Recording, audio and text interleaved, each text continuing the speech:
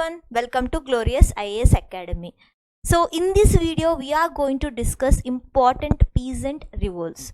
So if you ever solved previous year question papers of UPSC preliminary examination, then you would have already observed that there are so many questions regarding peasant movements and tribal movements, right? So in this video we are going to discuss such important peasant movements. And first let me say you what are the type of questions asked in the examination, especially when coming to this peasant revolts. Like for example, sometimes they ask causes, sometimes impacts, okay, sometimes they ask the major leader who played the vital role in that particular movement. Okay, so for example, they're asking causes or impacts, then questions are framed in such a way that these causes are given as the statements, and they may ask us to find out the true statement, like correct statement when coming to that particular movement. Okay, so first let us see about Rangpur Ding. Rangpur Ding was in the year of 1783. Okay, and what are the causes? The causes of Rangpur Ding or Ijardar system. Okay, first let me say you what is this Ijardar system. Ijardar system is nothing but, in this system, a Ijardar, okay, the revenue collector will be elected or will be selected. You can say simply say that the revenue head, okay, will be selected basing on the auction.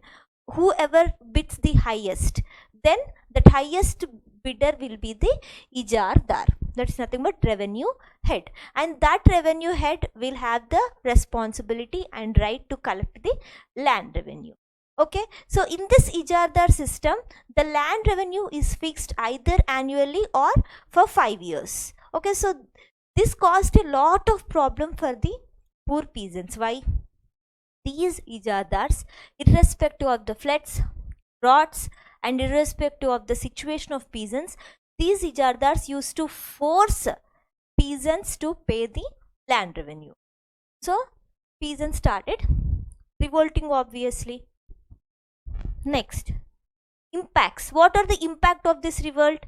Nothing but this led the way, okay, this created a way for more permanent system of land revenue. Okay, permanent system of land revenue.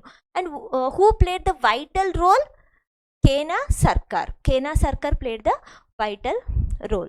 Next, coming to the other revolt, Narkelberia uprising. Narkelberia uprising from the year of 1782 to 1831. Okay, and what are the causes of this Narkelberia uprising? This was against the landlords. Okay, these landlords used to treat peasants purely as tenants, and they used to treat these peasants as the servants. Okay, these peasants were just used to be like a forced labor under these landlords. Okay, they used to not have any ownership rights. The peasants used to not have any ownership rights on the land. Okay, so they started showing superiority on the peasants, poor peasants. So seeing this, peasants started revolting. Next, what are the impacts of it?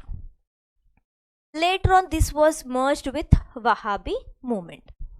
And who played the vital role? Titu Mir or Mir Nitar Ali. Okay, then coming to Indigo Rebellion. Indigo Rebellion from the year of 1859 to 1862. Okay, why this Indigo revolt started? The reason, the reason, I just want to say what triggered that revolt is indigo. What is indigo?